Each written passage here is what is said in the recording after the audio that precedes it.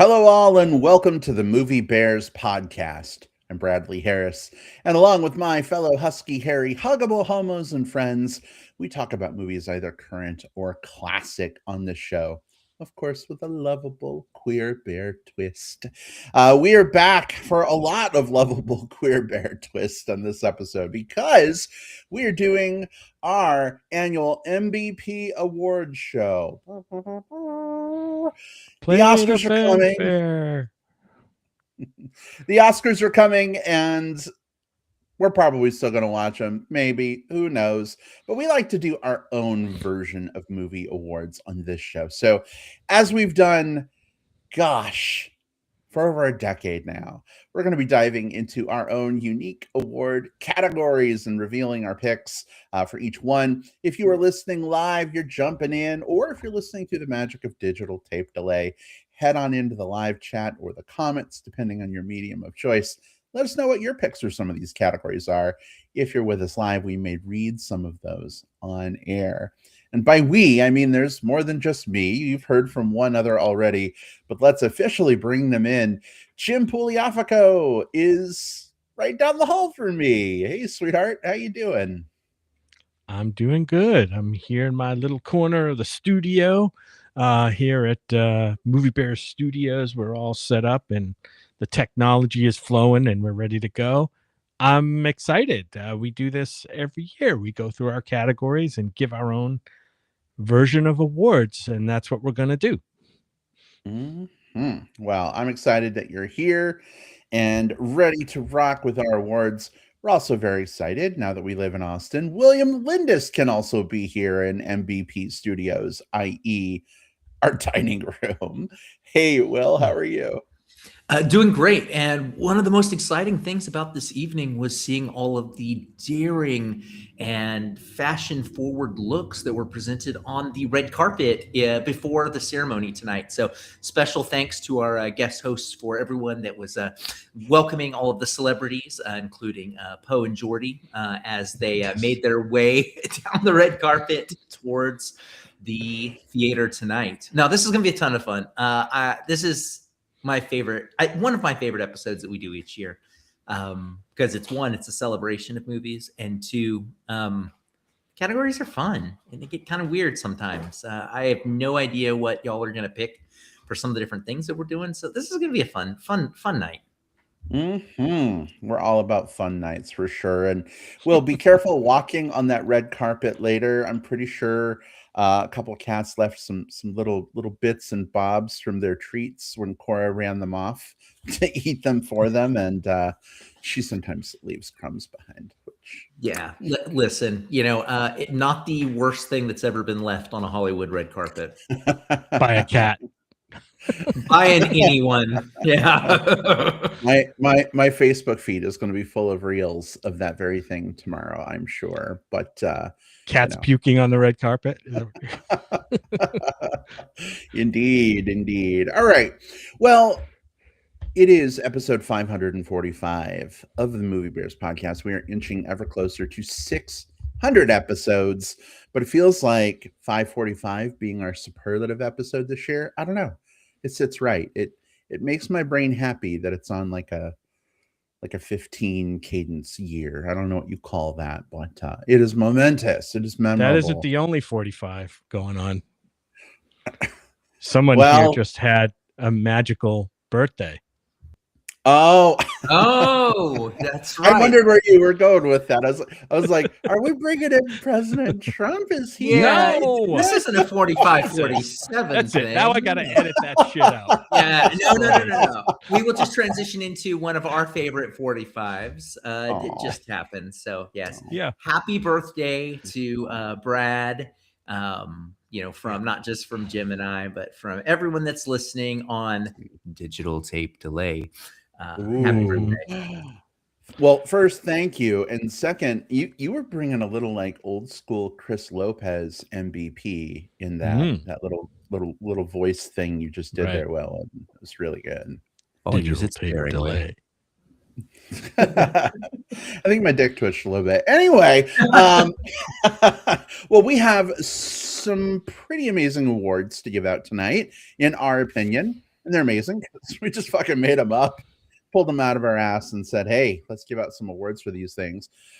Will, do you want to run down the list quickly of our award categories, or should we just go one by one and have it be a surprise, guys? What do you think? Let's go one by one. Let's Yeah? let's do this. Like I imagine we're sitting there and the screen has some sort of crazy CGI gold and red curtains and all of that as the category flashes on the screen. That's kind of the vibe I'm feeling, right? There we go. Mhm. We'll create some videos to use for it next year that we can put up live during the show. There we go. There we go.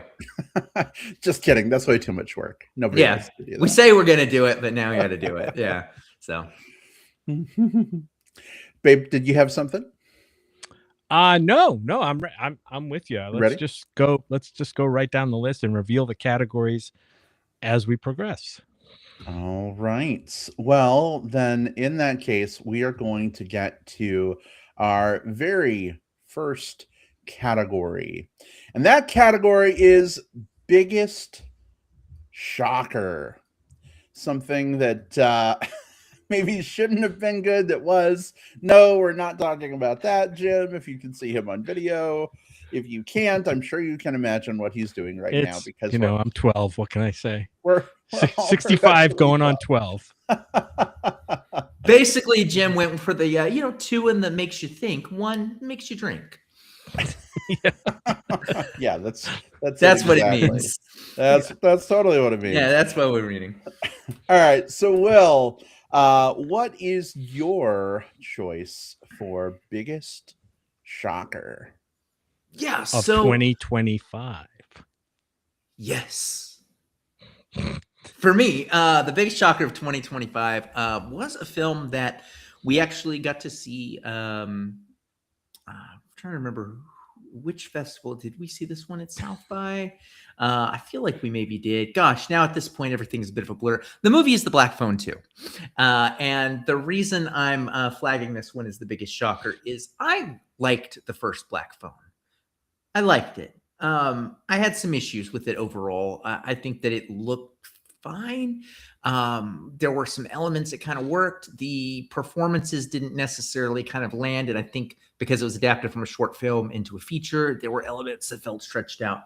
So when Black Phone 2 was announced, even though I like the writer-director duo, C. Robert Cargill and Scott Derrickson, I just wasn't sure if I was going to be on board, and holy shit was I blown away. Black Phone 2, I felt like elevated the story, elevated the threat, elevated the Ethan Hawke character and kind of the role that he plays as a villain.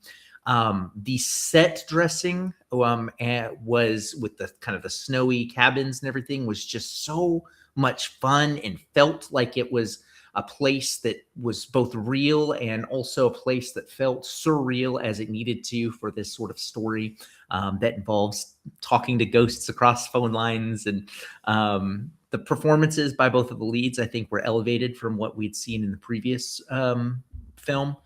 This was just a really good movie that really made me want to see more out of this creative team. I want to see a Black Phone. I want to see a Black Phone 3. And this is coming from someone who wasn't sure that he wanted to see a Black Phone 2. So for biggest shocker, Black Phone 2 really did everything it needed to do to get me back on board or with what I think now should be a franchise. Yeah, well, I think it's a good one. I think both movies are solid. I'm a little bit opposite from you. I kind of like the first one much better than the second. That doesn't mean the second one wasn't good. They were both really solid, as I said. But yeah, I'm glad you were surprised by a decent sequel for a change. It's not the type of thing we get all the time. So I'm glad we got it where we got it. Right. Well, so my biggest shocker of the year last year is a film I just recently actually caught up with, although it came out earlier in the year. It was a little quiet. It did get a theatrical release, but we didn't go and see it. There was no, when it came out, I saw the title and I'm like, I don't know if that's something I really want to see. And it's called Rental Family. It's one of these films that, like, by the title, I was thinking it was one of those like silly Mark Wahlberg, like family drama, like Family Plan 1 and 2 and Instant Family. I was thinking along those lines, like one of those Mark Wahlberg family comedies. But this one stars Brendan Fraser. And I was totally shocked with the quality of this film. Like first of all, while it had elements of comedy in it, it's not a comedy. It's a drama. It's a it's a drama about relationships. It's set in Japan, and it really kind of blew me away how this movie was quality. And honestly, as I'm watching, I'm like, how'd this movie fly under the radar? And I think it has one of those titles that just like makes you think of a different kind of movie. But yeah, it's Rental Family. If you want to, I would urge people to watch it. It's really high quality stuff. It's on Hulu right now. If you got Hulu, you can stream it. Did either of you see this one? I did not. I didn't either, and it's for an unfair reason. As much as I love kind of Brendan Fraser overall, I really had a sour taste left in my mouth after The Whale.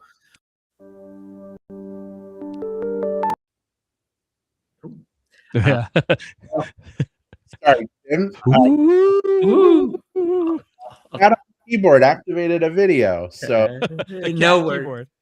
So I'll just take it back a bit and just say, it let a sour taste in my mouth because of The Whale, where Brendan Fraser played character that, I think he did a good job with the performance, but the film itself I found fairly insulting, right? And so when Rental Family was announced as sort of like, I guess the next kind of major thing that came out, I unfairly was kind of like, I don't know. I'm just not on board right now. But I've heard nothing but good things, so I do need to give it a try.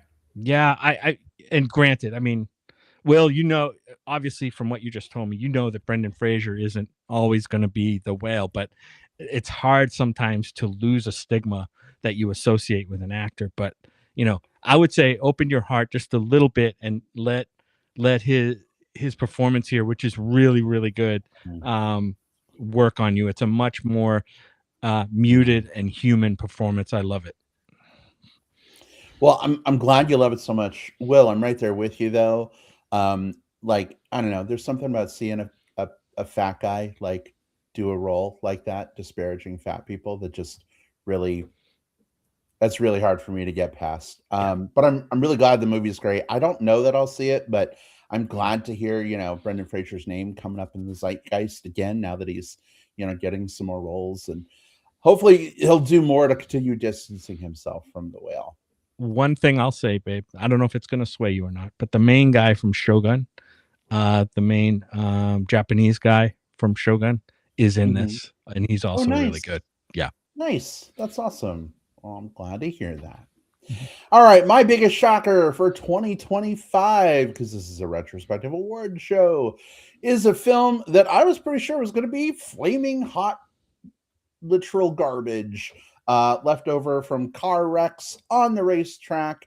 It is F1. I am not a typical fan of racing.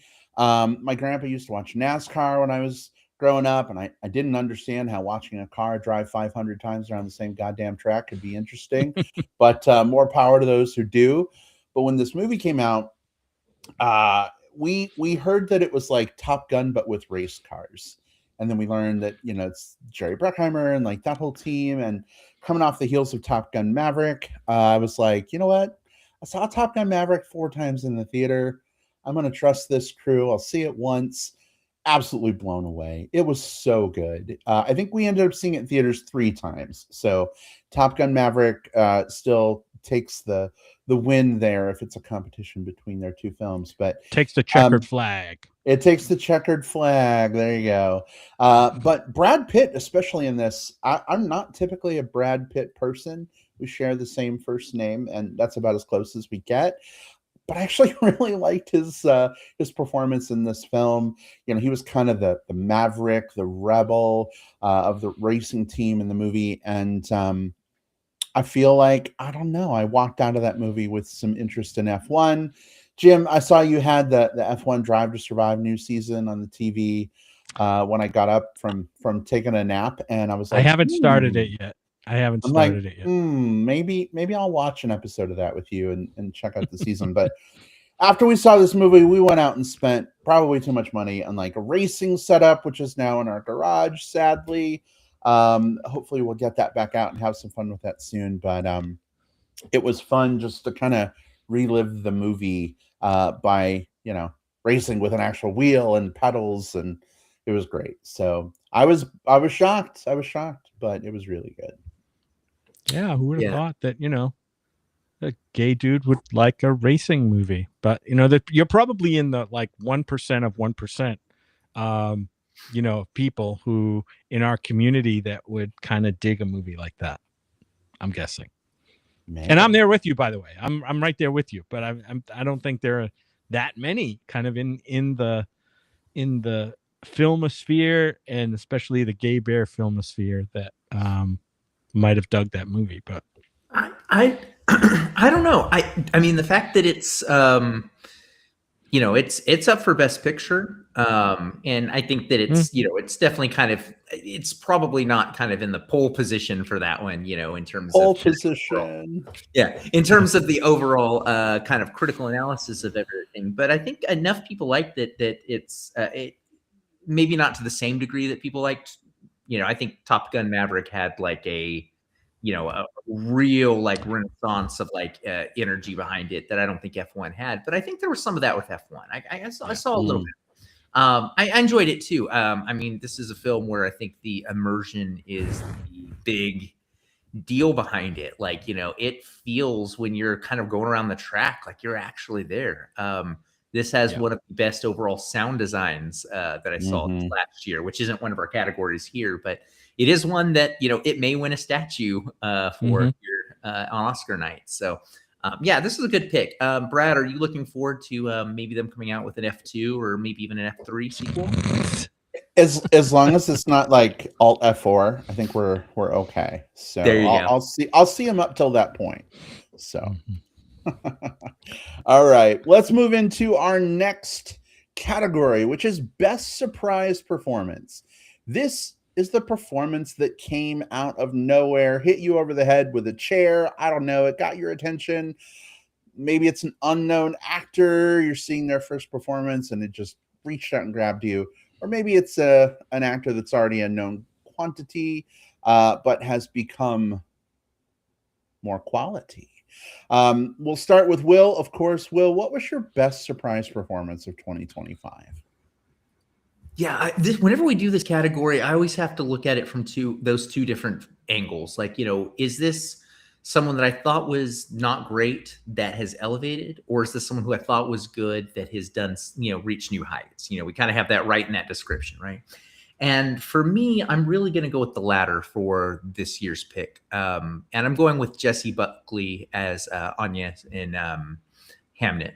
The reason I picked this one is when I sat back and was thinking about performances that blew me away for one reason or another this last year, I keep coming back to this. This was the best performance by an actor, actress, whatever, period of the year, by leaps and bounds. Not to diminish any of the other great performances from this last year, people who really kind of, stepped up their games, but there is something that is so raw and emotional and something that is so grounded within the film and also that feels like it exists beyond the screen and beyond the page in this particular performance. It metastasizes around this idea of grief for places, but it doesn't and it allows itself to wallow, in that grief when that grief is important, but in a way that feels like it pulls you in with it, and you just want to be sort of, you want there to be a relief valve, but you can't because this grief is so overwhelming. But then there's also so much joy and so much etherealness to this role. There is something that is almost like magical about the performance that Jessie Buckley gives here in Hamnet. And I'll be surprised if she doesn't win an Oscar, but whether she does or does not, she's definitely getting my MBP award for best surprise performance. Yeah, well, great pick. like I said before in a previous show, my money is definitely on her winning. Love that performance. I mentioned to you I had put my picks for this week's show on the webpage on the Google sheet earlier, and Jessie Buckley was in this slot for me. But then I started thinking, I changed it from Jessie Buckley to Jacoby Jupe from the same movie, which was a surprise performance. Like that performance, and you know how much I love kid performances. That came out of nowhere. But the one I settled on is, and I'm going a little bit.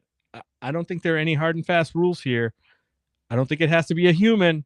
My pick is Indy, the dog, for Good Boy.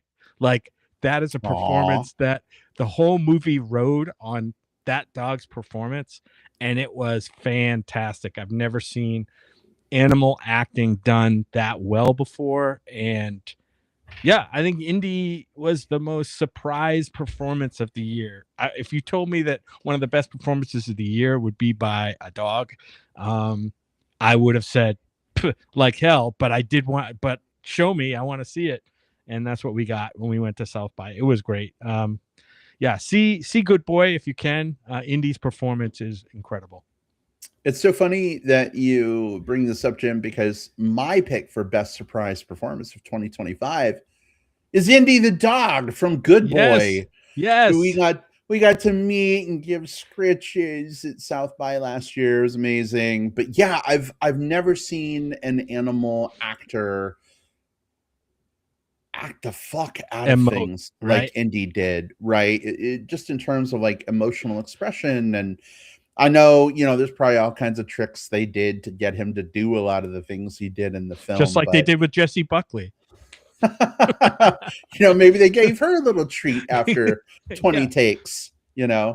But yeah, so incredible performance from Indy, an incredible movie. If you haven't seen it yet, definitely do. But yeah, I don't think I'd ever entertained giving this award to an animal either, but I totally did. So thank you, Indy, for your incredible body. Look at us banking time. Work. I know. And we'll give the support for that one to the owners and the filmmaker of Indy, who are the same one, because they were saying in the Q&A, like, the way that they got each of those shots was through multiple takes of just a lot of like, look over here, and doing all of that, and then kind of getting the exact reaction that they needed. And they said, of course, you have to go through a lot because it's, the dog has not read the script. If so, then congratulations, So when we're talking about a performance, and this is the same, honestly, to I know you were joking, but there's some of this that goes to the human side of things as well. The performance is not just the performance itself. That's where we heap, the praise, but it goes to the director, it goes to the editor, it goes to the script writer, it goes to all of the different things that help make that performance come alive. And that's no different here with Indy. So I think this is a really cool, inspired pick, guys. All right. Another category down. Well, I guess we're going to move on to the next one. This one is the movie that is most likely to get a rewatch. Now, whether it's watching it one more time, two more times, 8 more times, I mean, that's completely up to you, but we want to know which movie that would be for you. And listeners, as you're listening along, I see we got a bunch of folks hanging out with us in the live chat. Feel free to drop your picks in there as well. I'd be happy to read those out. But Will, which movie of 2025 is most likely to get a rewatch from you? Yeah, when I was looking over this one, I was thinking about not necessarily which one that I've watched multiple times, but honestly, I just looked at my Letterboxd list and said, which one of these would I most want to put on right now?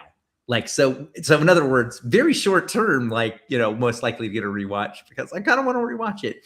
And as I was looking through there, my eyes kept coming back to Predator, Killer of Killers. So there were 2 Predator movies that came out this last year. Predator Badlands, which I really enjoyed, and also the animated Predator Killer of Killers, which was released on Hulu. The movie basically it tells 3 different stories of 3 different warriors from different times in human history, who each encounter a predator, And then those stories interweave kind of in the fourth part of the story as they're all sort of like pulled together into like something that's happening on the Predator homeland or homeworld, right? The animation is stunning. It's gorgeous. And probably a good portion of why this is so fresh of mind is Jim and I just watched the Oscar animated shorts. And so animation has been on my mind.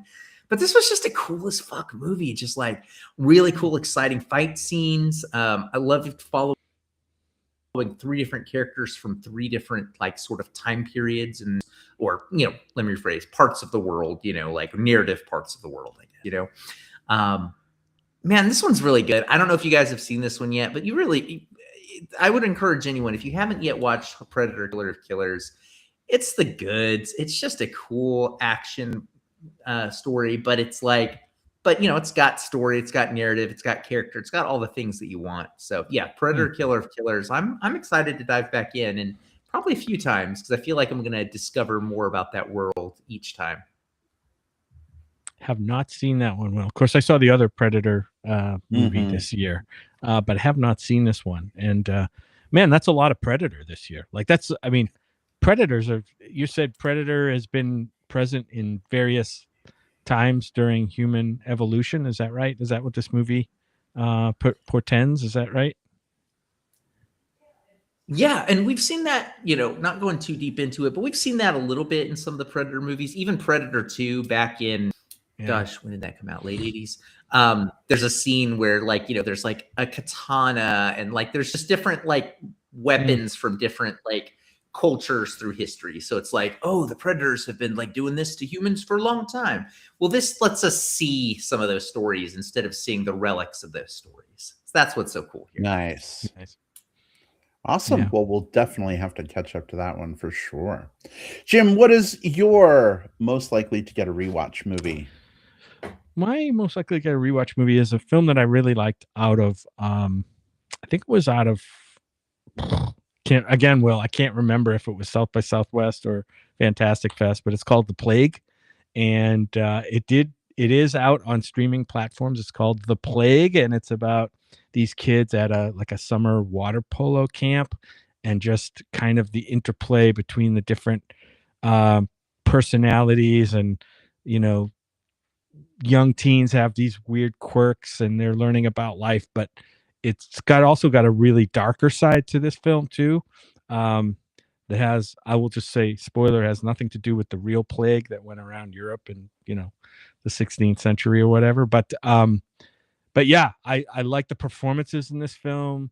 Joel Edgerton is in this one. It's a film that I saw, and I've thought about it a lot. And I don't know if it's getting the legs that I think it deserves, but it's definitely worth seeing, babe. I'm looking forward to maybe seeing it with you.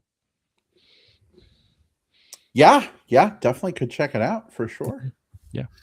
Yeah. This was one, to your point, Jim, this one was out of Fantastic Fest. And I think the reason it's not been getting the legs is just because of the timing of it, right? Because it hit, sort of right at the end of December, beginning of January for its overall release. So it's like kind of right after people were kind of doing the rush for what was nominated for this thing or that. And it didn't end up with any nominations, which, because of the timing, is part of that. It's good. It's really good. And a hard watch, just because of kind of the, it's a film where kids are bullying kids, and that can be hard and triggering for people, but it's a very good film. Very good pick. All right. Excellent. Well, for me, the movie most likely to get a rewatch is a movie that has gotten several rewatches since it came out, both in theaters, watched multiple times, and then watched multiple times on streaming. And that is the new Superman movie, which almost made Biggest Shocker, but it ended up going here instead, because I was like, I love Superman. It has a greater chance of being good than a movie about racing, which I don't love at all. Right. So, my internal logic makes sense to me, but this is becoming one of those like comfort movies for me, especially like when I am super stressed or super disappointed with the world and the people in it and how they behave. It's nice just to put this movie on, having like a wholesome, like kindness equals punk rock Superman film to just kind of like marinate in, I guess. It just makes my brain feel good. And movies that do that, I think, are important. So Yes. for me, I actually just rewatched this a couple weeks ago on lunch on a very particularly stressful and disappointing work day. And it definitely brought my spirits up. So I'm sure it will end back somewhere up in the rotation of stuff I watch on my iPad or whatever at work again, for sure. Good pick. I probably should have picked that too, because I know that with you, being such a big fan, I know that's going to come up on your list, and chances are I'll be rewatching it at some point too with you. So. Well, I try to protect you from my rewatches of Aw, some things. that's love right there.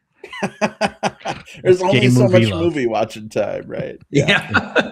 This is a good pick. I mean, I don't know if we have a spreadsheet that has the our picks that we kind of have up, kind of in the background.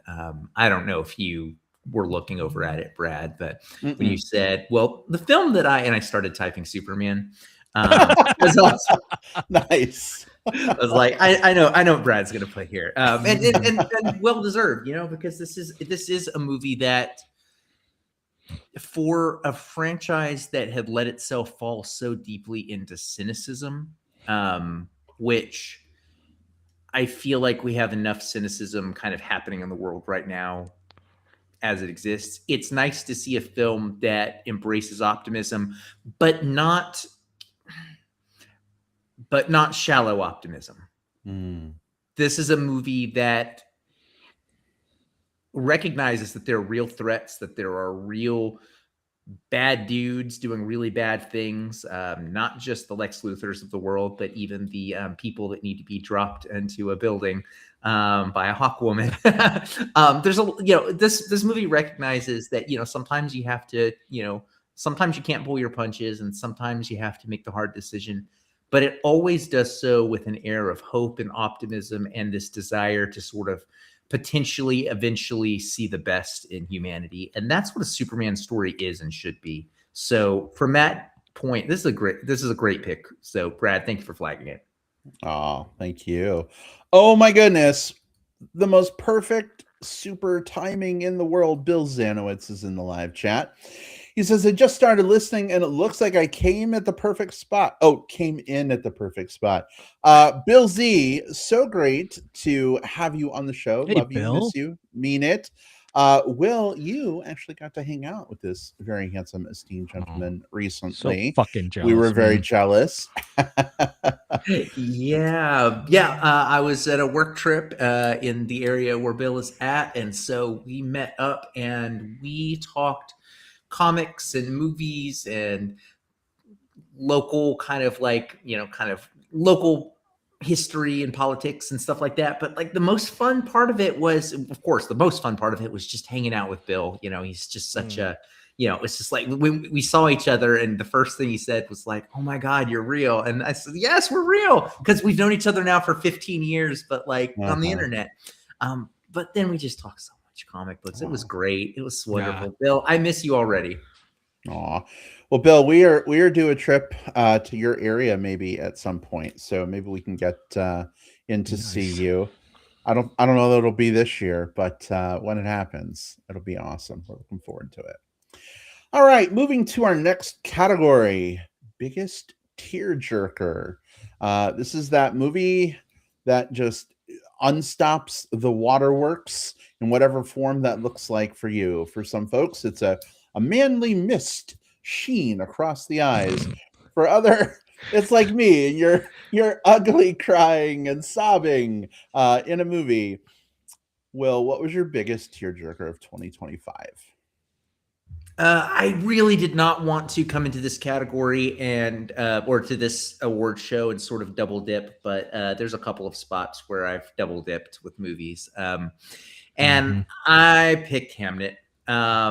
This movie has a sequence towards the end of the movie that is the culmination of both the emotional journey that the two main characters, Agnes and the man, or as he's called in the movie, or but Will. William Shakespeare, but between these two characters, they both have gone on this tense emotional journey that has pulled them away from each other. But there is a moment towards the end of this movie where they experience catharsis and even connection, both to each other and to their core point of grief, the thing that initially caused this rift. That is so incredibly powerful. And the way that it resonates, not just between these two characters, but even seems to pulse out from them across the characters that are surrounding them. This is a beautifully directed scene. It's a beautifully performed scene. And just the whole time, I was transfixed. I was pulled in, and I was pulled into that catharsis as well. It was a tearjerker. It really makes you think about the nature of grief and the nature that, art and connection and the way that we process and channel our grief becomes so important to us, and can ultimately be ways of helping us to connect with other human beings if we just figure out how to fucking do it. Hamnet did that for me. So it's my biggest tearjerker of 2025. Great one, Will. And in the interest of saving time, mine was the exact same thing. There are some scenes toward the end of Hamnet during the play of Hamlet that just certain looks the characters give, both in the audience and just it can come down to a glance and a character, and I'm sitting there like my eyes are welling up with tears. It's and it's funny because in the film there are some really tragic things that happen, and I'm not going to give away anything because not all of us have seen it, but there's some tragic, sad things that happen. And during those scenes, they're sad, but I didn't cry during those scenes. It was later on when the catharsis comes that really hits you. So yes, mine's the same thing.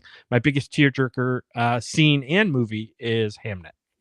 Manly misting intensifies. Manly misting in 16th century English. Yeah, I'm looking forward to seeing this one. We had talked about watching it over the weekend, and then we just got super busy with stuff, and I got hit by a really nasty stomach bug, and I was down for the count. And you think that's the perfect time to watch movies, but I was getting up too much to really devote to a 2-hour movie, unfortunately. But babe, maybe this weekend we can catch up with it. If the mood strikes you, let me know. I think we've Anytime. got some downtime this weekend, so I'm definitely up for it for sure. Yeah. But having not yet seen Hamnet, which sounds like it will probably be a big contender for me, if I were to re-give the award out after I saw it. My biggest tearjerker scene is it's actually from a movie. I always struggle with the superlative show, guys, because a lot of the movies that we talk about in our top 10 of insert previous year, some of those end up on these lists, and this is one of those times where it happened, but it is what it is, so I won't be ashamed. It is the performance of For Good in Wicked. For Good. Cynthia Erivo and Ariana Grande, being able to see their facial expressions up close as they're singing this song, and even as I think their relationship together. I mean, they became incredible friends through doing this movie, and they got to work together for 4 years putting this thing together. And that moment is like a culmination for them too, of unless they make us do more of these Wicked movies as a wild cash grab, this is probably it. I think a lot of that comes out in that performance, and I love seeing Wicked on stage, but you just can't see the actors' faces very well, even if you're sitting up super close. You just can't. Mm-hmm. And so I think that really elevated the performance aspect, right? Being able to see and soak up that emotion, but also both their voices are just so hauntingly beautiful, and that emotional exchange between them. I'm manly misting right now behind my glasses. I'm about to spot them just thinking about it. But biggest tearjerker for me. Yeah, it's a great pick. And I think one of the things that's interesting about Wicked, the adaptation, is of course it's a film adaptation of a Broadway show, of a book, of another book. All the different nesting dolls that it is. But this particular adaptation is really big on trying to bring already kind of big stage moments and make them bigger on the screen. An expanded set, which includes, flying up into the sky and around and zipping through the clouds or running through buildings and doors and cutting to other things, which is all really great. And then with For Good, I think what we get a chance to do is sort of bring it back to its base, right? The core is about the performance and about the connection between the two people. So what it does is it sort of, for me, not only did it work within the scene and make me cry and all of that stuff, but it was also really cool that it sort of married stage and screen in a way that sort of brought us back to, hey, remember, this is the nugget of where this came from. Yeah. Mm-hmm. Yeah. Good pick, babe. It's always been probably my favorite song.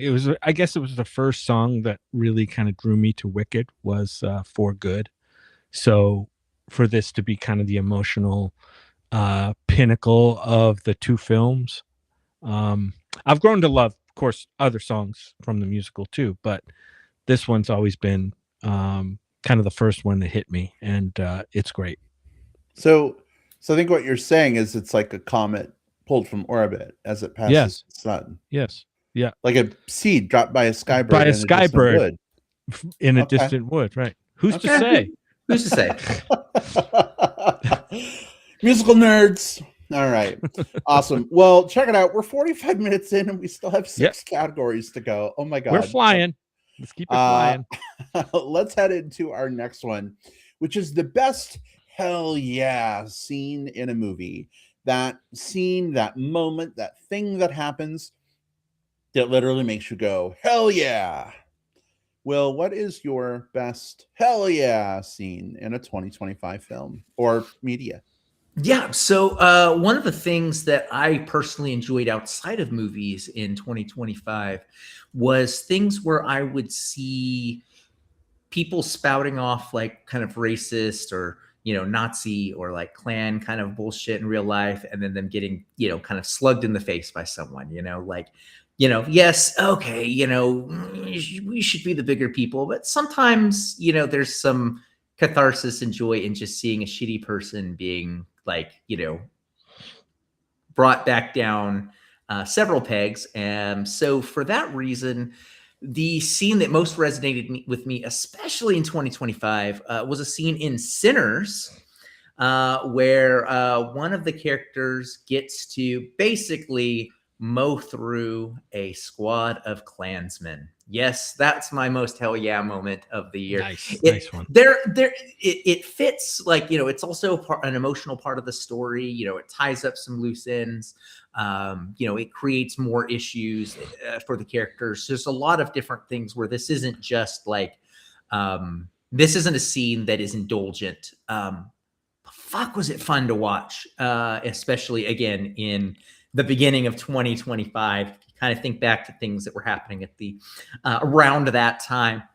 Yeah, this was an incredibly satisfying scene, and I remember hearing a lot of people in my screening, fuck yeah, start to clap as guys. they realized what was happening. It's just and I was one of them. So yeah, the killing of a bunch of Klansmen and Sinners was my most big hell yeah moment of the year.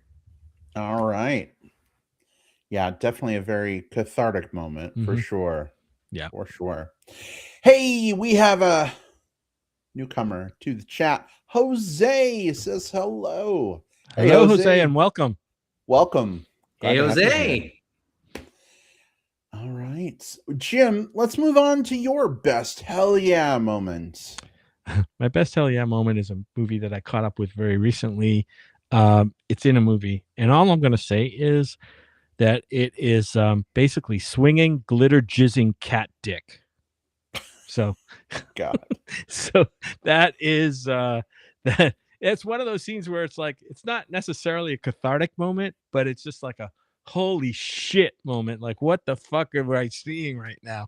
And it that was like everybody in the theater was like either laughing or gasping or like didn't know what to think. So I mean that's pure cinema when like the audience can have a range of reactions right to a scene. So yeah, it's the scene from Good Luck, Have Fun, Don't Die. Kind of towards I'm just gonna say it's Yeah. it's it's in the movie and it's swinging glitter jizzing cat dick. No context needed. No, it's all there. Good pick. There you go. There you go. All right. Definitely a good one.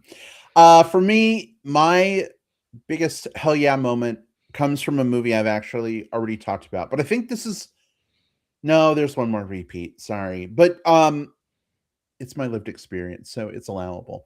My biggest hell yeah movie came from the new Superman movie. But it wasn't when Superman was like lifting a giant building to save a woman from getting crushed by a car. It wasn't Superman like doing all the, crazy Lex Luthor stuff to bring that guy down. No, this was a moment that actually a lot of people really didn't like in the film, but for me was at the very core of who Superman is as a character. And it's the moment where Superman saves a squirrel while he's Oh saving yeah. all the people during a kaiju attack downtown. Superman literally uses his super speed to snag a squirrel that's about to get crushed and deliver it to safety. And growing up as a kid reading Superman comics, especially growing up for part of my childhood, like on a farm, like you kind of, I don't know, you kind of learn that like animals and animal life are just as precious as like people life Mhm. sometimes. And I think that it's played a role in like why I love our pets so much and other people's pets, Adelaide and Hook. And so for Superman to take the time to like, live that like all lives being sacred thing was just pretty amazing for me. I both went hell yeah and laughed, and And maybe even oh, manly misted a little bit. So yeah, that's my pick. and now that squirrel is emptying my bird feeder every day. Living his best squirrel life, or That Yep. living his best squirrel life. Yep. And I'm all for um, you know, acts of goodwill toward animals in movies, especially in that movie where I think earlier in the movie he had already saved a child, so we couldn't do that again. So now we made it like an animal this time. And If it works. It's if it's a standout scene. if anything for Jim, it's probably preferable that he saves animals over children, Oh, right? absolutely. Yeah. Yeah. Who knows? I mean indeed. that kid at the beginning, I know nothing. Yeah, I don't know. But a squirrel that we But a can relate squirrel to. is a squirrel. Yeah. Well, we've got Bobby Miller in the chat with us as well. He says, "Hi, my Bobby. three Hey, amigos." Bobby. Hey, Hello and Bobby. welcome, and thanks for coming on and going on this ride with us to call out some favorite movies this year. Glad to have you here, Bobby. Speaking of people that we've known for 15 years, like Bill Zanowitz, I know. Bobby Miller is another one. Bobby, you've been tuning into the show, geez, since we began all the way back in 2012, I think. So great to see you. Hope you're doing well. Love and adore you, friend. All right, next category is most underrated movie. It's the movie that makes you scratch your head and say, why aren't more people talking about this? Will, what was that one for you? So my pick is one where I know why more people aren't talking about it, but I wish they were. And the reason for it is I'm going to give you a description of what this film is before I tell you what the name of it is. It is an Estonian horror comedy musical called Chainsaws Were Singing. This movie Jesus is Christ, I never heard that. such a weird ass movie. It is a film that was actually shot several years ago, but they just released it. The idea is these two lovers have just met that same day, but they've had this beautiful day of kind of like just spending time with one another. And then a murderous chainsaw guy comes out of the woods after having just like chainsawed through a couple people, chases and kidnaps the woman. And so now the man is trying to go and find her at the cabin in the woods, where he's with his kind of weird, almost like Texas Chainsaw Massacre, like, family, while she's trying to both maybe try to appeal to the kidnapper as well as maybe try to escape. All of this done through song. It is one of the funniest fucking movies of the year. Like, there are so many like perfectly timed cutaway gags that work so well. The songs are hilarious. When the killer finally sings, it's a fucking gut rip. And there is a moment in the middle of the movie that was and I won't necessarily spoil it because it takes a bunch of setup. But there's just a moment where it cuts to just something kind of random in the middle of the film. Funniest thing I saw all year. I laughed through the entire scene and into the beginning of the next one. The whole theater did, to the point where we were all missing dialogue, but we were all okay with it because it was so fucking funny. It's called Chainsaws Were Singing. It's a weird movie, but it's a good one. And I really wish like more people would get a chance to see it. Yes, it's not in English, but it's okay. It's good. I must have missed this one at Cinemark a couple weeks ago. I must have missed it. Yeah, it was. I think it was playing kind of at the multiplex. That's it's obviously kind of like not going to get like big. Why that's far. Again, like I said, I know why people haven't seen it. One, they haven't had a chance to, and two, it's not going to scratch a lot of itches. But for what it is, this movie does exactly what it wants very, very well. This one was one I saw at a film festival, and actually, no, I take that back. It played at a film festival, but I saw it in kind of a short run here in Alamo a couple weeks after. But goddamn, Chainsaws Are Singing is good. All Great. right. Well, Awesome. I'll be looking for that one. Yeah, I have an app that tells me where I can find these things. There you go. My most underserved movie or underrated movie, and I think is a movie called Twinless. One word, Twinless. This is a LGBT themed film that I'm surprised more people in our community aren't talking about for several reasons. It's about this straight guy played by Dylan O'Brien, by the way, who was in the movie Send Help. If you saw Send Help, he was the guy who was stranded on the island, the asshole boss guy. But he's really totally plays a different character here. He's a straight guy who's grieving because he lost his twin brother in a horrible accident, and he meets in a community help group. He meets another gay dude who also lost his twin brother, and they form a sort of friendship. And that's all I'm going to say. This movie has a lot of twists. It goes in a lot of different directions. It's got some hella sexy shit in it, and I watch it and I'm like, holy shit, how come I had to find out about this movie through a friend of a friend and who told me about it and didn't even know it was out, and now it's on Hulu. So yes, go to Hulu, watch Twinless. It's worth it. Twinless is not twistless. No, it's not. No, it's a good one. All right. Well, glad. I think I showed you a clip of the movie, babe, at one point.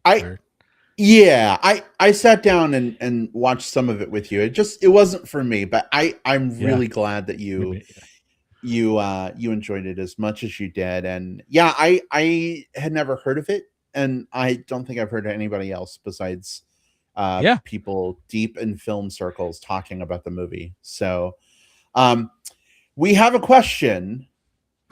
Speaking of longtime listeners, from Alex in the chat, who says, do they come in a set?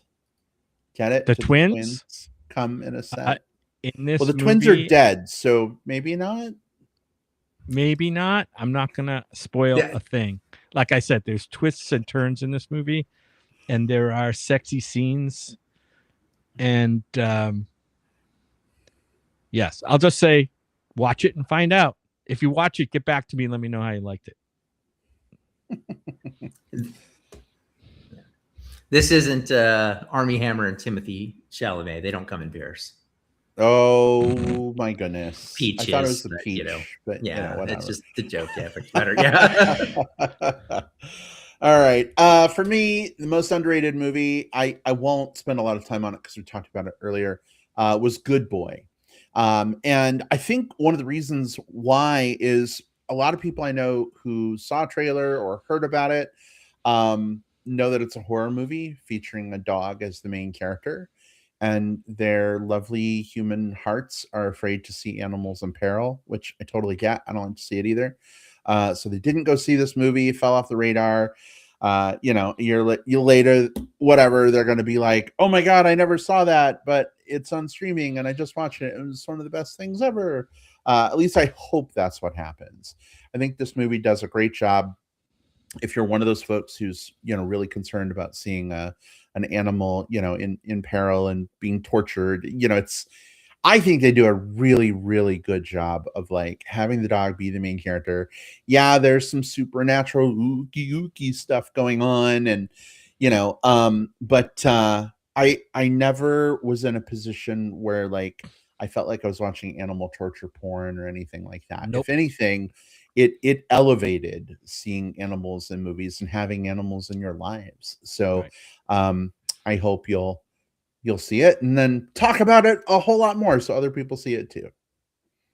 Good one, babe. Yeah, the makers of this movie are animal people, animal lovers, dog lovers. So, there's no animal, animal harm really in this movie, at least on screen. Yeah. Okay, next category. Oh boy. We don't often like to just take a big steaming shit on things on this show. But this was actually a category that is always requested by listeners every year. What's the worst movie you saw this year? Right. They always want to know what our worst movie of the year was. And so here we are. We have arrived at that pivotal moment. Let's talk about our worst movies of 2025. I don't know y'all's picks. I haven't looked at any spreadsheets. I've saved the surprise. So I can't wait to hear it. Will, what was your worst movie pick? Would I get kicked out if I said Superman? I'm not going to say it because it's not. I really liked Superman, but I was you're physically in our house right now, and I could come glare at you in person. So yeah, that would not be my pick. Actually, I really like Superman. I was just thinking how funny that'd be. No, for me, and it's the easiest fish in the easiest barrel for this type of thing. But I did not care for the Minecraft movie. And I found there were some effects that actually I thought looked pretty good. Like this was the textures and kind of the way some of the kind of the Minecraft world characters were looked pretty good for what they were, but Jack Black was turned up to his most Jack Black in this, between all of his little like lava chicken, like just all the different like things that he would sing, and just like every time he would like it would cut to him, he would be doing "ow wow Jack Blackisms," and it got so fucking tedious. Like Jack Black is one of those guys who those things work best either when he's doing the parody of himself and kind of the Tenacious D side of things, or when he is reined back and is sort of only doing a little bit of Jack Black. Even some of the stuff like the Jumanji movies, he's not like at 100% the whole time. But man, every time it cut to him, I was exhausted. And as someone who ultimately kind of like historically has liked Jack Black, this was just hard for me. Yeah, this because of this the specifically the acting performances that he made and was probably encouraged to make by the studio. And it's not like he just walked in and like was like a whirlwind who insisted on these things. That's what he was paid to do, and he did it. But just because of those things alone, that movie has just haunts my dreams in blocks and blocks. Yeah, it was in the running for my worst movie of the year too, Will. But I did not pick it. Instead, I picked. Go ahead. I was going to say, well, what did you pick? I picked Happy Gilmore 2. Happy Gilmore 2 is a movie. I don't know if either one of you even saw this one. I was in the room with you while you watched it. I think Kevin and I might have watched it together. You did. But like, so look, just a little bit. I really liked Happy Gilmore, the first movie. I thought it was great. It's funny. It was at near the beginning of Adam Sandler's film career. As we know, Adam Sandler has had an up and down, like him, like not really like him, kind of career, kind of like Jack Black. And yeah, this Happy Gilmore 2 movie felt like just a bunch of gags thrown together that didn't, cameos just riddled through the whole thing, Easter eggs. It was kind of a mess and very much disappointing. I didn't like it. Look, I'm a golf guy. Golf has been a big part of my life, not so much lately, but it has been in the past. So I like I said, I love the first movie. I love the characters in that, and it's a movie I go back to sometimes. This one, I can forget it ever existed. It was pretty terrible. Happy Gilmore 2 should not have ever been made. The only good thing that movie gave me was the Travis Kelce honey scene. That was amazing. But otherwise, where they cover Travis Kelce with honey and set and then a bear loose. Yeah. Well, but it was somebody in a bear costume. Right. And I really hope it was Taylor in the costume. It probably wasn't, but yeah. I did not see it. So Jim, it sounds like I should not tee that one up, right? Well, I'm not going to recommend the movie, but certainly you're free to do whatever you want with movies. I mean, if you can find movies like Chainsaws or Singing, you might want to take a shot at Happy Gilmore. I don't know. Listen, if you accidentally put it on and realize the horror of what you've done, it's okay to take a mulligan. Take a mulligan. There you go. Yeah. Are you impressed, babe, that I know a golf reference? I'm very impressed. Thank you, Wii Golf 2005. All right, my worst movie of 2025, y'all. I say y'all now because I live in Texas. It was Snow White. I know I've ragged on that movie a lot, but it is so deserving of it. And like, movie making is craft. I don't have the skills to make a movie. Well, I don't have a studio funding making a movie, but that hasn't stopped lots of indie filmmakers. So I guess that argument doesn't hold. But I guess what I'm trying to say is I am no filmmaker. I can comment on my experience with a film, but I would never say a film is just like, outright trash, not worthy of whatever. But it sure is tempting with this movie, honestly. I don't know. Like, when I think about this movie, my brain literally locks up like an engine that has seized, and I just can't anymore. I gave it a fair chance. I've actually seen it twice. Unfortunately, it did not get better with the second viewing. I took a friend to go see it because he really wanted to see it, and his husband did not want to go see it. And I was like, well, maybe I didn't give it a fair chance the first time. I'll go see it with someone who's excited to see it. And we both walked out of that movie. It was Jaime, babe. We both walked out of that movie just like, no. What the hell was that? It was what it was. So Alex says, it was slop, like an attempt to keep the IP relevant while not wanting to outdo the original. Alex, no risk of that. I don't know. And I know, like, with a lot of things like entering the public domain now, I don't know if Snow White was one of them. Was it like an attempt to like hold on to Snow White as an IP? I don't even know. I'm not sure. But yeah. Well, it's part of the Disney kind of remake machine right now because it's the poster child of why Disney should give up on the live action remake machine. Well, this was probably the worst one that I can think of right now. There have been, for me at least, some good live action Disney remakes I've really enjoyed. But yeah, this definitely was not one of them, and gives me pause. So, all right, let's move on to a happier category. Best soundtrack or score, meaning it can be needle drops, it can be cinematic themes played by a symphony, it can be somebody beatboxing, or I don't know, hitting a Home Depot bucket with drumsticks. Like whatever musicality through sound pumped through a movie that made you just fall in love with it.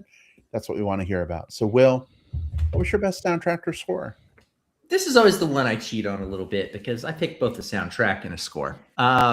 So I'll be brief on both. Soundtrack is easy. The thing that I listened to most of any album last year, hands down, was the soundtrack to K-pop Demon Hunters.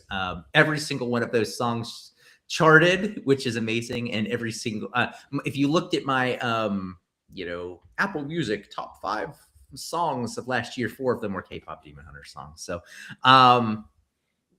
the songs are good. They're resonant within the movie. They're resonant within me. They would be jams if I hadn't seen the movie. So I picked that. For the score, this was one of my other kind of repeats. And I went with Sinners, the score by Ludwig Göransson. So because of the type of movie this is, it needed to blend 2 very specific elements, and I think it did so very beautifully. The score takes that kind of like Delta blues style music, not just when the songs are being performed, like, in the film, but also just sort of kind of textured into the background, but also like that more like symphonic horror that is so important to kind of make a film feel scary, intense, and resonant. And it blends those 2 things by bouncing between the tones and weaving them together. This is a beautiful score, and a score that kind of perfectly matches what the movie is about, especially for a film that is a horror movie that's about the power and the language of music. So the soundtrack to K-pop Demon Hunters and the score to Sinners. Great picks, Will. Great ones. Mm-hmm. Yeah, I'm sure. Yeah. I don't know. I think the score, the soundtrack for K-pop Demon Hunters is all over the place, right? I hear it a lot. My husband loves to play it on piano, some of the songs on piano, or at least one of the songs on piano. So I try to play. You're doing fine. You're doing fine. Oh, thank you. But I hear the melody, and I'm a melody whore, which I say that because I love stuff that's melodic. I usually love scores that are very melodic and, also bolster the movie. But this pick that I have had a different type of effect on me. It's a score that totally supports the movie, and I'm not an EDM guy at all, but this one drives the film. It becomes like almost like a second narrative line. It's the score from Surat. And it's a pulse pounding EDM type of rhythm that is present in a lot of this movie, and it keeps you off balance just like this movie does. This movie is tense as fuck. One of the most tension-filled movies I've seen ever. But yeah, it's the score for Surat. I hope I want to hear from people who have had a chance to see Surat or will be seeing Surat and tell me what they think. When I was going through this category, it was the one that I had the hardest time nailing down. My first pick for score, of course, was Sinners. My second pick was Surat. So I'm right there with you. It's really good. And my third pick is the one that I'm guessing Brad might be doing. Like, I was thinking ahead, like, I bet you Brad might pick this one. So let's find out if I... now I want to know. I want to know before I go. So thinking about movies that you've seen this last year, and I think scores that I think we've talked about, I think there's a world where you pick the score from Tron Ares. Ooh. So I will tell you that I ended up picking a soundtrack rather than a score. Fair. Because sometimes I forget that both can be options. But had I picked a score, yes, I think that definitely would have been up there in the running for sure. And I know that movie got a lot of like hate because of Jared Leto and everything, but that score was pretty fucking banging for sure. It was amazing. But what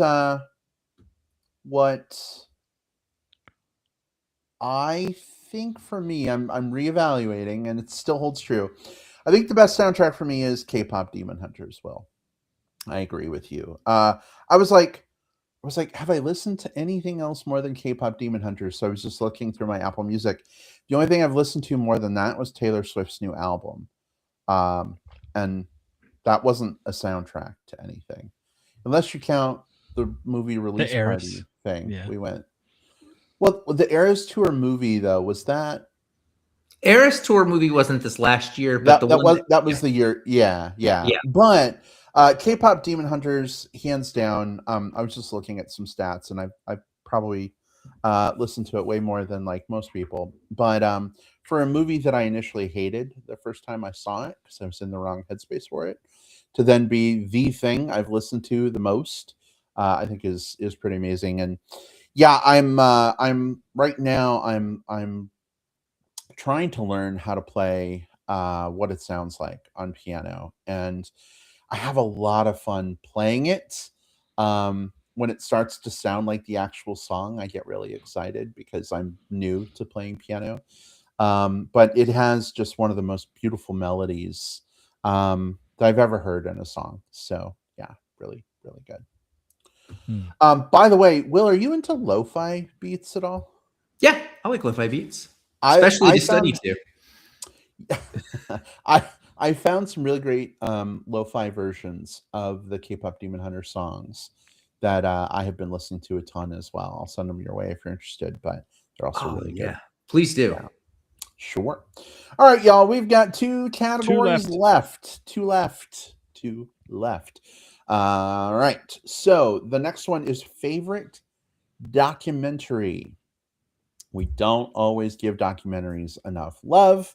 Even on our show, we know they don't get enough love. We talk about documentaries way more than I think a lot of other shows do. But you know what? We're going to fucking do it some more because documentaries deserve love too. Will, what was your favorite documentary of 2025? Well, first of all, I've got this little gorgeous cat here that just sort of breached and wanted to get some extra pets and love. So I was loving that while you were talking. Yep. Yeah, my favorite documentary. This was the easiest category for me this year because when we did our top 10 episode, one of my top 10 films of the year was a documentary. And so when I was thinking through the categories, it's like, okay, this one's an easy one to slot in there. The movie is The Perfect Neighbor. This movie is on Netflix. So that's the place where you can see it. We had seen it originally, or I don't know if all three of them there, but at South by Southwest. And it's this documentary all done through body cams. And it tells about this minor disagreement between neighbors in Florida, and it takes a tragic turn. This is not a talking head documentary. This is not like a heavily produced, like heavily polished looking documentary. Now, because it's the way that it stitches together all of the body cameras from the different multiple visits the police officers do to the different disagreements that are happening, it's of course highly edited and highly, it's incredibly well done from a craft perspective. But what I love so much about this is I think so many stories about stuff like this, about tragedy, are about the tragedy. And yes, that's there. And the tension, one of the pull quotes on this is, "This film plays out like a thriller," which is true. But I think just as much as anything, this is a movie that highlights just sort of like the beauty and the resilience of the neighborhood, both kind of before and after this tragedy happens. So I really enjoyed, and that's a hard thing to say about a film kind of like this, but I enjoyed The Perfect Neighbor. It is an incredibly well done documentary, and it's one that I think is incredibly timely, especially because of conversations we're having right now about race, about the way police respond to things, and even to just body cam footage as a whole being part of the conversation, especially what's been happening with ICE, Minnesota, and all of that. So I would really recommend The Perfect Neighbor. Very good doc. Yeah, it's a tough one. It's one of those films where you watch it once and you appreciate it, and it can be a hard watch at times, but it's a very well put together film and a very unique film in the way it's crafted. My documentary, and it's no surprise to me when I think back on it, is a documentary from this year called My Mom Jane. And it's a film by Mariska Hargitay, who was on Please Help Me. It's one of the crime shows. Special Victims Unit. SVU, Law and Order. Right. Yeah. And she's an actor that, she's been around for a while, and she's very accomplished actor. But her mom, and I didn't know this, her mom was also an actor, Jane Mansfield, who died tragically in a tragic car wreck back in the 60s. I don't know the exact year. So this film examines Mariska Hargitay was like 3 years old when this accident happened, when her mom was killed. So this film examines her family life, both before she was born and then after the accident, when it kind of peels back the layers of her family, pretty and uncovers some pretty raw stuff, some twists and turns. If you guys remember the documentary called by Sarah Polley called Stories We Tell, which was one of one of my favorite movies of all time. This is very much like that. Maybe that's a genre that I'm discovering that I really like, is these kind of like family skeletons in the closet expose type documentaries. But it's called My Mom Jane, and it's definitely worth watching. It's out there. I'll look up where it is, but where people can watch it. I don't have a computer, but it yeah, and I can't see. I think it's on Amazon Prime. I think that's where you're going to find it. Amazon Prime. Yeah, great documentary, my favorite of the year, and there were some really great ones. That's awesome. I remember you watching this with our friend Steven while we were at the cabin, our annual cabin trip. And he I think thought it was really good too. And he was just sitting there playing games, and you put it on and he got totally pulled in. Yeah. I was kind of in and out because I was doing some stuff while the movie was on. But yeah, I had not realized the connection there at all. Yeah. But really, really good doc. And as a bonus, you learn a little bit about Hollywood history, right? I mean, Jane Mansfield was legendary, a legendary actor back in the 50s and 60s. Indeed. Well, it's really funny that we're talking about this category right now, because I just got a text message from Malcolm Ingram, friend of the show, filmmaker. Hey, Malcolm. To set up my Taylor Swift talk time from backing the re-release of Small Town Gay Bar. And my pick for this one is actually the 6-part Taylor Swift The Eras Tour documentary on Disney Plus. Now, I know that's technically TV, but it's really one documentary split into 6 parts. So I feel like I make the fucking rules for myself. So I can do it. We make our rules as we go. But it was really awesome. I guess I'm not new anymore, but I started my journey as a Swiftie, whatever you want to call it, with Ryan Gosling and The Fall Guy. All Too Well played in a scene during that movie, and I didn't know it was Taylor Swift at the time. I just knew I really loved the song, and then I found out and put out the call on Facebook, and I'm like, all right, friends, I have bandwidth to listen to like 5 songs. What should they be? And I ended up listening to like all 102 songs that people called out, and I was like, okay, I love this. So anyway, we unfortunately missed out on being able to see the Eras Tour in person, and we missed out on being able to see it when it was in movie theaters. But we were able to see it on Disney Plus. And so then seeing the documentary, which has a lot of like backstage stuff about like what was going on with her and her family, and some tragedy happening, and some crazy awesome things she did for her like stage crew, and giving them millions and millions of dollars of her concert monies to like, reward them for being so loyal and amazing. I just learned a lot about Taylor Swift as a person, and I think it has just made me fall in love even harder with her music and who she is. So I really appreciate that this documentary is out there. With my ADHD brain, I also appreciate that it is broken into 6 pieces, because I can get through one of them before I need to go do something else for a while, because it is hard for me to do one thing for more than an hour at a time. But yeah, the Taylor Swift Eras Tour documentary was the goods, as we say on this show. Babe, you are forever like bonded with Taylor, especially over your attraction to hairy, hunky men. You know what I mean? That's Listen, really where your bond is special. she and I, we know where it's at. I Mhm. mean, Right. I've got two hunky ones on this podcast with me right now. Right. So Right. And Brad, I apologize if I sent you 101 of those 102 songs. oh, no apology necessary. You and some other friends will help come up with some great lists, and we had a fun group chat going with Malcolm for a while, just about some Taylor stuff. And I had forgot that I gave him my phone number to set up the Kickstarter thing. So when I just got the text, he sent a picture. He's like, "I have your phone number now," and I'm like, "Oh, awesome! Your timing is perfect because we're talking about Taylor." Anyway, all right, we've got one more category to go to wrap this one up. And speaking of hot, hunky, hairy men, it would fit really well. In fact, it probably does somewhere in this last category. This is our hottest screen moment.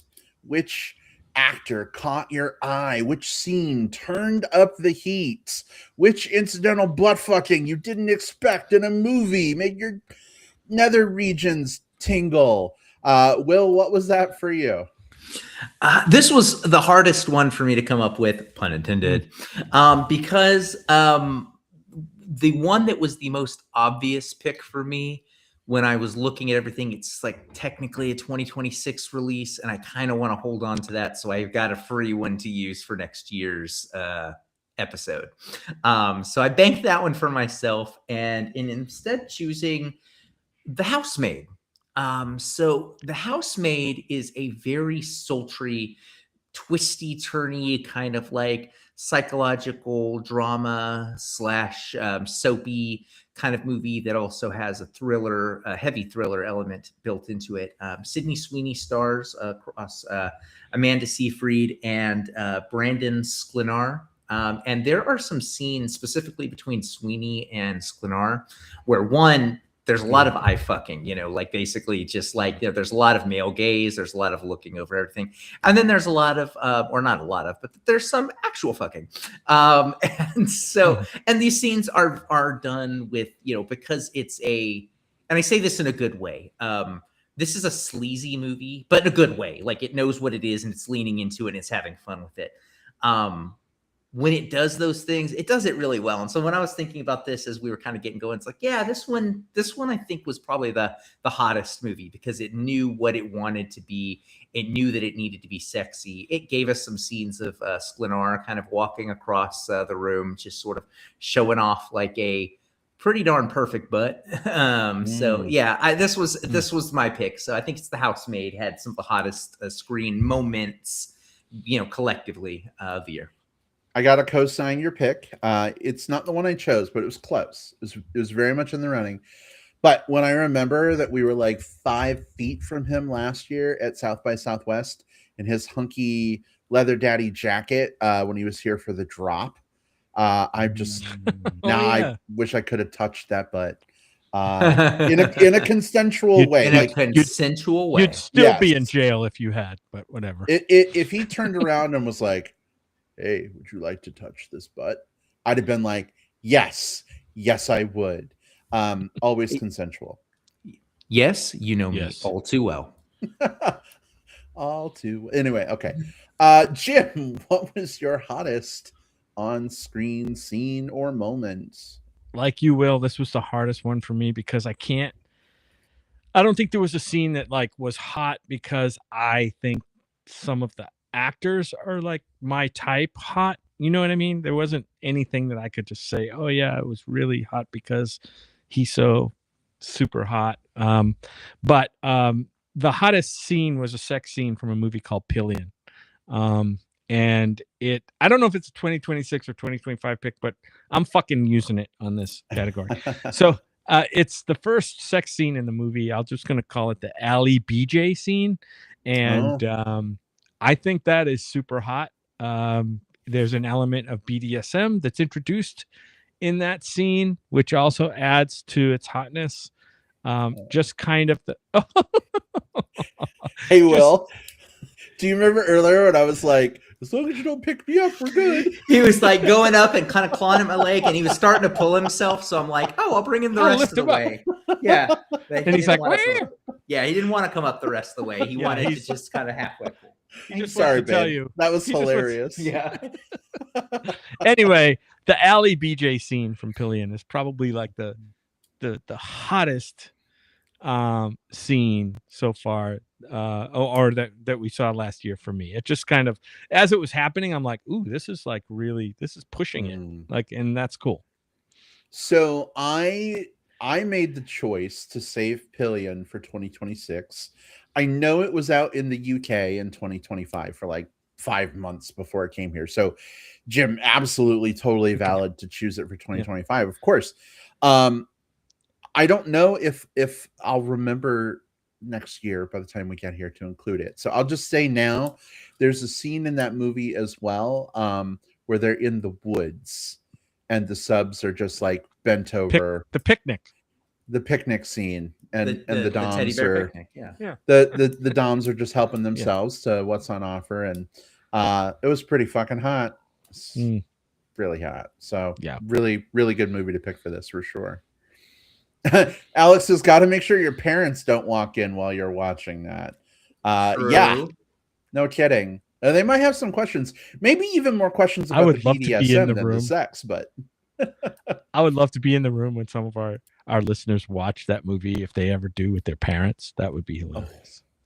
Yes, everyone. Pillion is a warm hug of a movie that really reminds you of. It's sort of like the P-flat mom from Queer as Folk. So watch it with your family. Watch it with your mom. Just watch it on the plane. This is a great plane movie. Just watch it in public. This is not a lie, Will. It is a heartwarming coming of age film. Coming of age. It is a coming of age film. It's very wholesome. Yeah. Okay, we're getting punchy, which usually means we've outstayed our welcome on the show this week. But I will reveal my pick before we sign off. My hottest on-screen moment, y'all. I chose a TV show for this one. It was going to be Pillion, but then I was like, I'm going to save that for next year. This was the next thing that came to mind. Really, it's like a movie in 6 episodes, and that movie broken into a TV show is Heated Rivalry, which I know a ton of folks are talking about. I'm not even that much into hockey. Holy shit, was I into hockey player Scott and his hunky boy toy Kip. I actually think I like their relationship way better than like the main relationship that the show centers around, although that one's really cool too. But I think both actors are just stupid sexy, and seeing them have sex together multiple times over multiple episodes. But again, it's all one movie, just broken up. Was amazing. So I really appreciate, especially for such a little show that like did not expect to get the fame that it has. I mean, straight people I know that I never in a million years would think they would watch something like this or watching this show. And I'm just thinking like, wow, my cousin watched that with his wife. Like, that is really cool that he's seeing scenes I probably enjoyed by myself. So there you go. Alex says, "Oh, it's like the Mighty Ducks. Is it the Mighty Fucks?"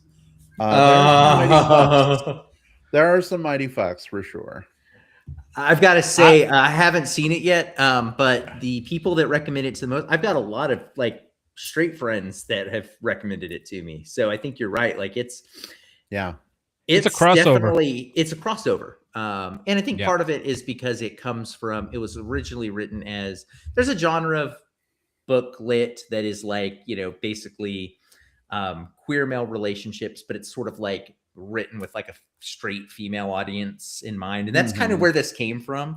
But then the showrunner of this is a queer male, and he injected some of that in it as well. And so it kind of blended two things in a really interesting way. So yeah, this one's on my list. It's just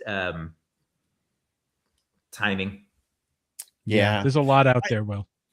I feel like queer men injecting things is a pretty good subgenre in and of itself, Will. And this one definitely falls in. So Well done. Well done.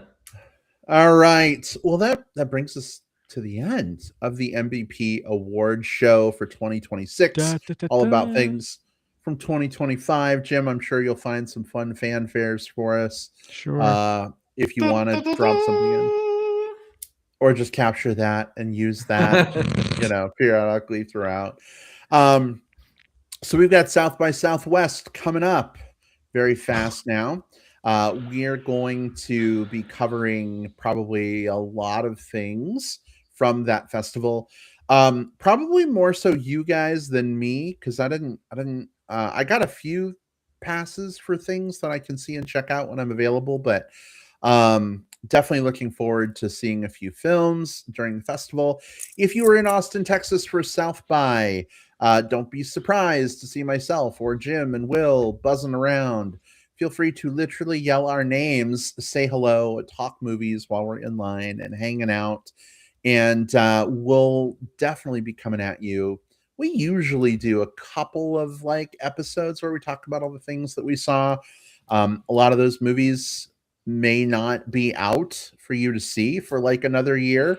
But someone the other day was telling me at work, actually, who listens to the show, he was like, you told me about a movie 3 years ago, and I finally saw it. Finally came out, and my wife and I watched it. It was really good. And I'm like, I don't even remember that movie, and I don't even remember the name of it. Now I'm gonna have to ask him again tomorrow. But he was like, I remember you guys putting that on my radar, and so when I saw it pop up on streaming, I was like, is that the one that they were talking about? So definitely tune in for our South by coverage. And then post South by, we'll get back to some of our normal movie reviews for things that are out in theaters right now. But listen, Jim, Will, in case folks want to catch up with us online, we may not have a show out next week because we'll be at the festival. But if people want to talk, let's let them know how they can. Will, how can folks get in touch with you?